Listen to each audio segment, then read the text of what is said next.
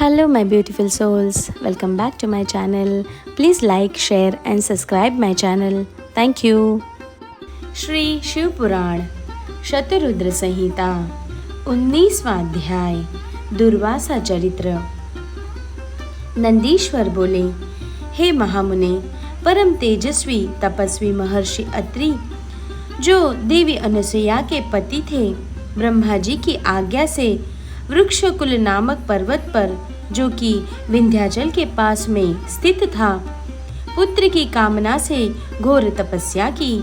उनकी तपस्या दिन प्रतिदिन और भीषण होती जा रही थी, जिससे तेज अग्नि की ज्वाला प्रकट हुई और उससे सब लोग जलने लगे। तब सब देवताओं ने मिलकर ब्रह्मा जी से प्रार्थना की। ब्रह्मा जी सब देवताओं को साथ लेकर भगवान श्री हरि विष्णु के शरण में गए। वहां उन्होंने विष्णु जी को महर्षि अत्रि की तपस्या से उत्पन्न ज्वाला के विषय में बताया। तब श्री हरि बोले कि परमेश्वर भगवान शिव ही इस समस्या को दूर कर सकते हैं, इसीलिए हमें उनकी शरण में जाना चाहिए। तत्पश्चात श्री हरि ब्रह्मा जी व अन्य देवताओं को साथ लेकर भगवान शिव की शरण में गए। कैलाश पर्वत पर पहुंचकर सबने त्रिलोकीनाथ भगवान शिव को नमस्कार किया और उनकी स्तुति करने लगे।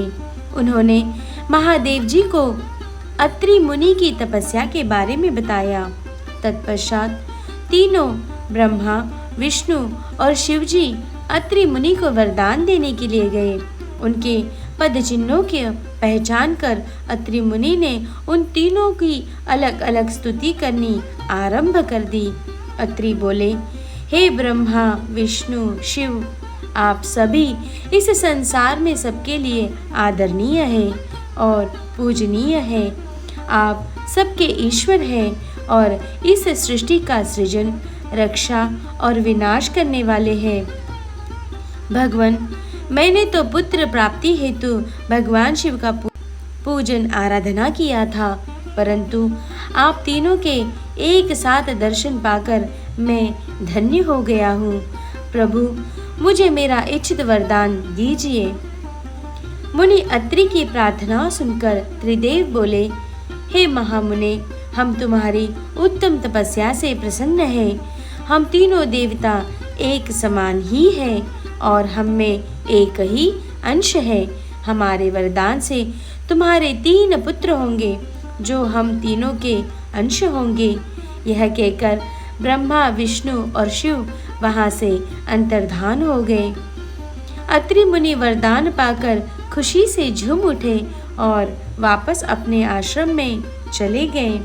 वहां पहुंचकर उन्होंने अपनी पत्नी अनुसुया को वरदान के विषय में बताया, जिससे सुनकर वे भी हर्षित हो उठी।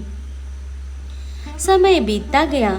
निर्धारित समय पर देवी अनुसुया ने 3 पुत्रों को जन्म दिया, जो कि स्वयं भगवान शिव, ब्रह्मा और विष्णु का अंश थे। ब्रह्मा जी के अंश से चंद्रमा, विष्णु जी के अंश से दत्त तथा भगवान शिव के अंश से दुर्वासा जी की उत्पत्ति हुई।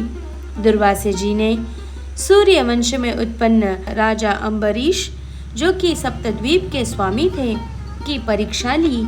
एक दिन राजा अम्बरीश ने एकादशी का व्रत रखा।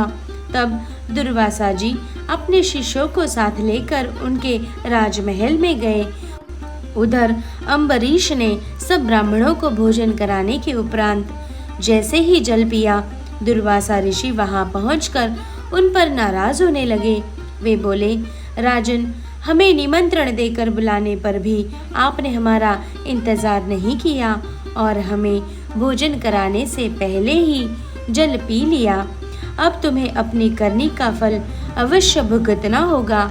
यह कहकर दुर्वासा जी ने राजा अम्बरीश को शाप से भस्म करना चाहा, परंतु उसी समय उनकी रक्षा हेतु सुदर्शन चक्र आ गया और वह दुर्वासा मुनि को ही जलाने लगा। तभी आकाशवाणी हुई कि दुर्वासा जी, अम्बरीश भगवान शिव का अंश है। यह सुनकर सुदर्शन चक्र शांत हो गया। तब राजा अम्बरीश ने दुर्वासा जी के चरण पकड़ लिए और उन्हें उत्तम भोजन कराकर विदा किया। एक बार दुर्वासा जी ने मर्यादा पुरुषोत्तम श्री राम की परीक्षा ली। उन्होंने श्री राम से कहा कि आपके और हमारे बीच होने वाली बात में कोई भी बीच में न आए। जब वे दोनों एकांत में बैठकर वार्तालाप कर रहे थे, लक्ष्मण वहां चले गए। तब रामचंद्र जी ने अपने प्रण के अनुसार अपने भाई लक्ष्मण का त्याग कर दिया। उनकी दृढ़ता से दुर्वासा मुनि प्रसन्न हुए और उन्हें आशीर्वाद देकर वहां से अपने स्थान को चले गए। इसी प्रकार एक बार उन्होंने श्री कृष्ण जी की भी परीक्षा ली थी। जब भगवान विष्णु ने कंस का वध करने के लिए कृष्ण अवतार लिया, उसी समय उनकी प्रसिद्धि चारों ओर फैल गई। वे ब्राह्मणों को प्रेम भाव में जिमाते थे। उनकी ख्याति के कारण एक बार दुर्वासा जी कृष्ण की परीक्षा लेने के लिए पहुंच गए। उनकी सेवा से प्रसन्न होकर उन्होंने कृष्ण को वज्र के समान शरीर होने का वरदान प्रदान किया। एक बार द्रौपदी ने दुर्वासा जी को स्नान करते देखकर उन्हें वस्त्र दान किया था। तब उसके फलस्वरूप दुर्वासा जी ने उन्हें वरदान दिया था कि जब तुम पर विपत्ति आएगी तो यह वस्त्र बढ़कर तुम्हारी रक्षा करेगा। और दुर्योधन द्वारा किए गए चीरहरण के समय उसी वरदान ने उनकी रक्षा की थी।